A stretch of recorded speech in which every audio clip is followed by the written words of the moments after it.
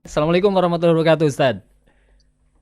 Waalaikumsalam warahmatullahi wabarakatuh, Mas Rizal. Kabar baik, Ustaz ya? Ya, alhamdulillah sehat, baik. Alhamdulillah sehat sehat sehat. Nah ini sampai saat ini ya, langsung saja nih Ustadz, KPK ini selalu Ya, menjadi sorotan dan juga keprihatinan ditunjukkan oleh banyak kalangan mengenai KPK ini ya, Ustadz. Nah yang pertama terkait Firly Bahuri, hingga saat ini tim penyidik Polda Metro Jaya belum melakukan penahanan, padahal sudah dilakukan pemeriksaan sudah 2 kali ya sampai kemarin itu ya. Nah ini mohon tanggapannya ya, seperti apa? Ini kan terkait, padahal sudah dijadikan tersangka ya, sampai sekarang belum ditahan. ya. Tersangka, pemerasan, Syahrul, Yassin Limpo ya, mantan Mentan. Nah kemudian yang kedua terkait KPK juga, ini, kemarin dijadwalkan akan ada pemeriksaan terhadap Wamenkumham ya, yang sudah mengirimkan pengunduran dirinya kepada Presiden, yaitu Edi Herej ya. Ini kan merupakan guru besar hukum juga nih. Tapi kemarin tidak datang dengan alasan sakit. Kemudian KPK juga sudah menjadwalkan ulang, tapi belum ditentukan kapan penjadwal ulangnya. Nah, mohon tanggapannya juga. Dan satu lagi, Ustadz, terkait RUU Daerah Khusus Jakarta. Kita sudah mendengar beritanya, di pasal 10 ayat 2 itu gubernur dan wakil gubernur nanti akan ditunjuk, diangkat, dan diberhentikan oleh presiden dengan memperhatikan usul atau pendapat DPRD. Nah, ketiga hal tersebut mohon tanggapan dan juga penjelasannya, Ustaz Abdullah. Ya, pertama soal KPK kenapa menjadi sorotan betul karena di dalam TAP MPR 11 Sumawi 99 itu melahirkan dua undang-undang, yaitu Undang-Undang Nomor 28 tahun 99 tentang penyelenggaraan negara yang bebas dari KKN, yang kemudian lahirlah lembaga namanya Komisi Pemeriksa KKN Penyelenggaraan Negara.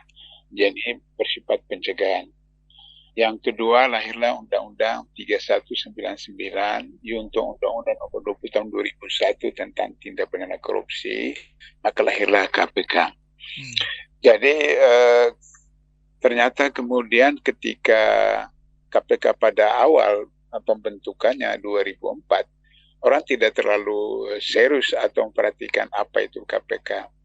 Tapi ketika kemudian KPK menangkap besan presiden, KPK menangkap deputi BI, KPK menangkap mantan Kapolri, Dubes dan seterusnya, orang mulai kaget, wah ini gawat ini KPK ini.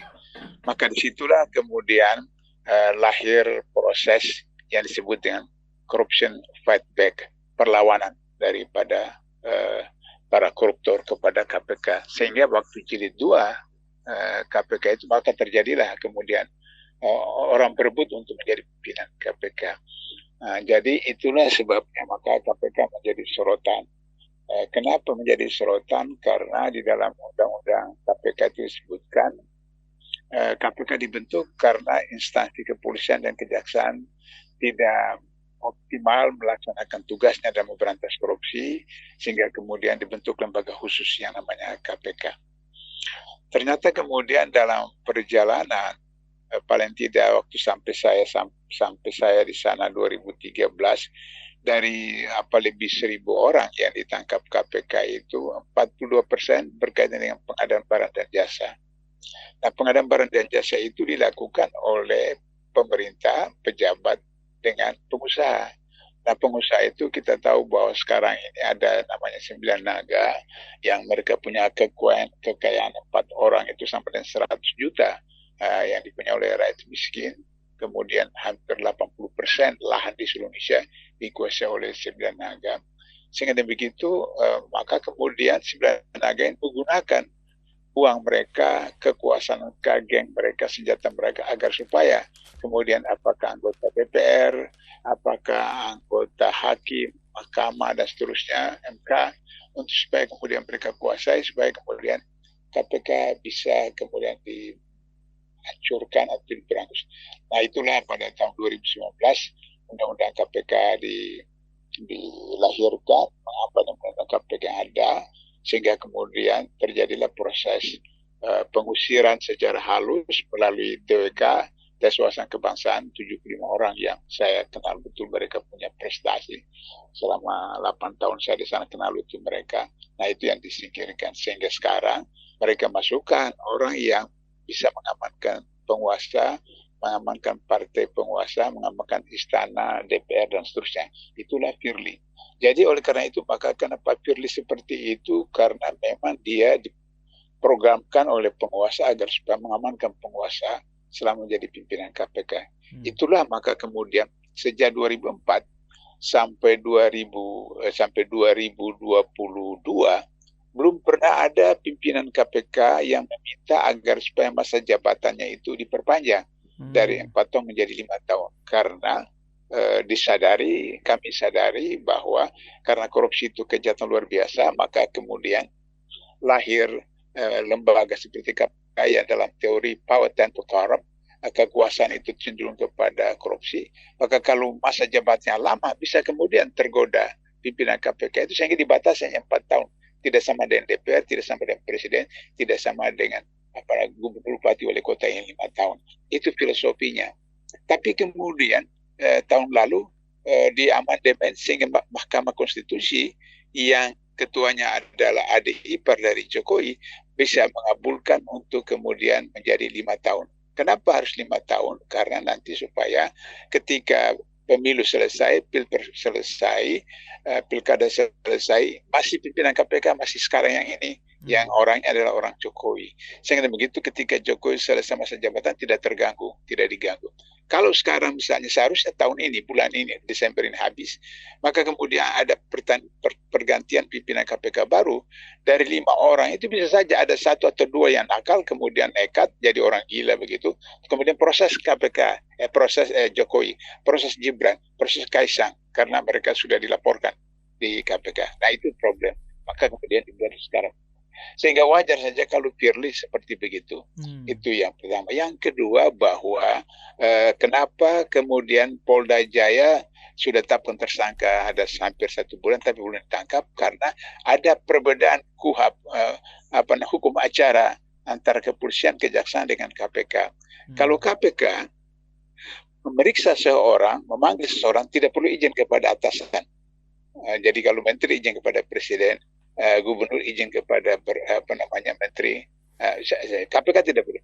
Tapi kalau kepolisian dan kejaksaan harus meminta izin atau minimal melaporkan kepada atasan. Nah, karena Firly itu ketua lembaga negara, atasannya adalah presiden. Sehingga dengan begitu maka harus ada izin presiden untuk bisa menahan. Nah, oleh karena itu maka dari situlah dimanfaatkan baik oleh Polda maupun oleh istana agar supaya kemudian penahanannya itu ditangguh-tangguhkan seperti itu. Tapi harus diketahui berdasarkan undang-undang KPK bahwa ketika status tersangka diberhentikan sementara, tapi kalau sudah status terdakwa diberhentikan permanen. Jadi kalau sudah nanti Polda Jaya menyerahkan kepada Kejaksaan Negeri dan berarti sudah status terdakwa, maka kemudian Firly harus diberhentikan secara permanen oleh Presiden karena undang-undang KPK menetapkan begitu. Bahwa kemudian kalau ditahan, maka biasanya itu ketika sudah di status diserahkan kejaksaan itu ditahan, karena itu sudah masuk wewenang kejaksaan untuk mempermudah pemeriksaan. Nah, itu yang terjadi soal Firly belum ditahan. Yang kedua soal Wakil Menteri Hukum dan HAM. Nah, soal Wakil Menteri Hukum dan HAM itu kan beliau juga guru besar. Kan? Tapi itu yang disebutkan dengan dalam salah satu hadis Rasulullah mengatakan bahwa suatu masyarakat itu seperti taman yang indah jika ilmunya ulama, adilnya pemimpin, jujurnya pedagang, kehusuan ibadah hamba-hambanya, dan disiplinnya rakyat. Sebaliknya kata Rasulullah, taman yang ini menjadi hutan belukar kalau ulama itu menjadi ulama su, menjadi ulama jahat. Jadi ilmunya itu digunakan untuk hal-hal yang bertentangan dengan ilmu itu sendiri. Jadi Wakil Menteri Hukum dan HAM seorang guru besar, maka kemudian dia punya ilmu yang luas. Tapi ilmu yang luas itu kemudian digunakan untuk kemudian memanipulasi, membohongi, untuk menyelamatkan diri pribadinya, golongannya, kelompoknya. Nah, itu persoalan adalah kemudian data-data di KPK dari 2004 sampai sekarang ada sekitar 1.500 orang yang ditangkap KPK, 86% sarjana. Ada S1, ada S2, ada S3, ada guru besar. Karena mereka sarjana, mereka tahu bagaimana cara untuk bisa menghilangkan barang bukti, mereka tahu bagaimana cara untuk menipu orang, mereka tahu bagaimana cara dan seterusnya. Tapi harus kita ketahui bahwa tidak ada satu kejahatan yang sempurna.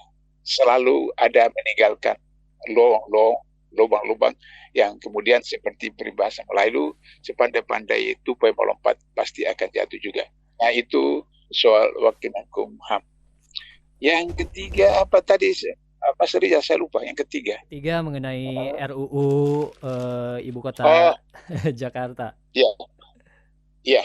Jadi kalau misalnya daerah khusus Jakarta ya, bukan ibu kota lagi nanti. Daerah khusus Jakarta mau kemudian gubernur ditunjuk oleh presiden berdasarkan usulan dari DPRD, maka itu adalah Undang-Undang Dasar 45 yang asli.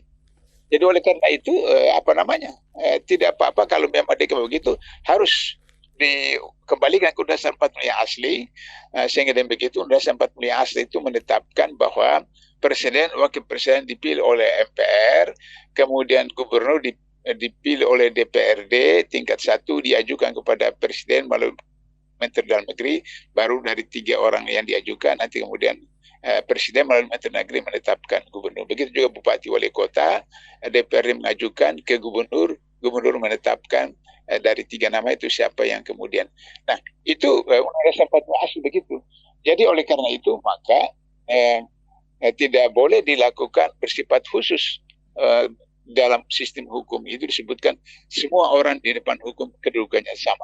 Jadi oleh karena itu maka gubernur DKI juga harus sama dengan gubernur yang lain, yaitu melalui pilkada. Tapi kalau mau dibuat seperti itu, maka dikembalikan kepada Undang-Undang 45 yang asli. Nah, kalau kembali ke Undang-Undang 45 asli itu, maka kemudian money politiknya itu kecil. Money politik kecil karena katakanlah Jakarta 125 orang anggota DPRD provinsi, kalau ada yang korupsi 50 orang money politik misalnya, maka KPK bisa tangkap langsung 50 orang itu. Karena itu pernah terjadi 3 atau 4 tahun lalu, KPK tangkap 42 orang dari 45 anggota DPRD Kota Malang. Begitu juga kalau pemilihan presiden melalui MPR, kalau ada yang tangkap 100 orang money politik, KPK bisa tangkap 100 orang sekaligus. Kalau seperti sekarang pilkada, pilpres, bagaimana KPK menangkap ratusan ribu orang, jutaan orang seperti itu? Prinsipnya adalah bahwa selama Undang-Undang 45 2002 belum dikembalikan pada 45 asli, maka kemudian penunjukan gubernur DKI harus tetap seperti yang ada, yaitu dengan pilkada, bukan ditunjuk oleh presiden. Itu Mas Rizal. Baik, karena banyak juga yang berpendapat kalau penunjukan gubernur Jakarta ini kalau ditunjuk oleh presiden ini mencederai keadilan katanya. Ini juga bagian dari begal demokrasi katanya. Bagaimana Bang Lo terkait pendapat seperti itu? Iya, jadi kalau kita mau kembali kepada sistem Islam, maka kemudian menteri atau gubernur atau wali kota dalam sejarah Islam itu ditunjuk oleh khalifah. Tapi penunjukan oleh khalifah itu berdasarkan kualifikasi Al-Quran dan hadis. Saya beri contoh misalnya, Khalifah Umar mau mengangkat seorang kadi. Kalau kadi kita sekarang di sini ya hakim. Sekali waktu Umar beli seekor unta untuk kendaraan dia. Setelah kemudian sudah transaksi selesai, dibayar, kemudian dia berangkat, kira-kira 5 menit, dia merasa unta ini seperti ada problem. Dia periksa-periksa, ditemukan ada cacat di salah satu kakinya unta. Maka kemudian dia kembalikan kepada penjual itu, kemudian kita kembalikan. Penjual katakan, tadi waktu Anda beli tidak apa-apa itu unta, apa semacam. Nah, sebenarnya kemudian berdebat, maka kemudian pemilik penjual unta itu tahu bahwa ini Khalifah Umar. Tapi dia bertahan berdasarkan fakta. Maka dia usulan, kalau begitu kita datang ke salah seorang warga di tidak jauh dari tempat itu, dia dikenal sebagai orang yang alim, minta pendapatnya. Maka mereka datangi, dengan Umar datangi orang itu, kemudian dilaporkan. Maka kemudian orang itu tanya kepada penjual bagaimana caranya tadi, dijelaskan. Kemudian tanya kepada Umar, betulkah apa yang dijelaskan oleh penjual? Betul, kata Umar. Kalau begitu Anda yang salah. Anda harus kemudian kalau mau kembalikan onta kepada penjualnya, harus kembalikan dalam keadaan itulah sebelum Anda naiki. Sehingga begitu kata Umar, kalau begitu saya tugaskan Anda menjadi hakim di satu daerah. Jadi Anda lihat Mas Rizal, Khalifah menunjuk hakim itu karena dilihat bagaimana keadilannya itu orang, keberanian orang terhadap Khalifah, sehingga dia tunjuk menjadi hakim seperti itu. Nah, jadi Khalifah ketika melantik gubernur, melantik wali kota pada zaman Khulafaur Rasyidin seperti begitu, melihat kualitasnya, melihat integritasnya, melihat sikapnya dan seterusnya seperti itu. Nah, kalau sekarang misalnya presiden menunjuk gubernur apa saja, apa dekat atau apa, tentu saja tidak berdasarkan kriteria yang ditetapkan oleh Khalifah tadi, tapi berdasarkan kepentingan partainya, kepentingan golongannya. Maka kemudian yang terjadi seperti sekarang, ketua KPK Firly karena itu orang Jokowi, ketua KPU sekarang itu adalah tim suksesinya Jokowi 2019, sehingga akhirnya kemudian dilakukan pelanggaran-pelanggaran apa saja, maka kemudian tidak dipecat. Dia pergi dengan perempuan ketua partai di mana-mana ke Jogja tidak dipecat karena dia ada tim suksesi Jokowi 2019. Nah, itu berbahaya kalau menunjukkan pejabat dengan sistem yang seperti sekarang. Nah, karena itu maka sebaiknya adalah kita kembali kepada tempatnya yang asli, sehingga bisa saja kemudian gubernur dipilih oleh DPR, kemudian ditetapkan oleh Menteri Dalam Negeri atau Presiden, tapi memiliki kualifikasi yaitu amanah, jujur, tabligh, fatona. Seperti begitu, Mas Rizal. Baik, Ustadz. Ini mohon maaf satu lagi tertinggal, mungkin singkat saja mengenai berita Anies akan gandeng ex pegawai KPK nih ya, akan menggandeng ex pegawai KPK yang tidak lolos tes wawasan kebangsaan karena Anies karena menganggap sosok-sosok mereka itu berani dan berintegritas. Mohon tanggapannya, singkat saja, Bang. Iya, itu jelas harus Anies harus kembalikan mereka ke KPK karena mereka itu tidak lolos TWK. Itu adalah satu rekayasa dari Firly dengan tentu saya melalui bosnya di istana seperti itu, sehingga mereka 75 orang itu orang yang sangat jelas, tegas, prinsip, integritas. Sehingga kalau Anies sebagai orang yang pernah sama-sama saya di KPK 1 bulan menjadi ketua komite etik, tahu bagaimana KPK harus diselamatkan, maka tidak ada pilihan lain. Pertama harus kembalikan KPK ke undang-undang yang lama, Undang Nomor 3 2002. Kemudian mereka yang dipecat karena dianggap tidak lolos itu kembali lagi ke KPK, sehingga KPK bisa kembali kepada marwah dan integritas dan profesional seperti sebelumnya itu, Mas Rizal. Baik, Ustadz, terima kasih atas dialognya pagi hari ini, cukup padat, jelas, dan semoga sehat selalu Ustadz Abdullah Hemahua. Amin.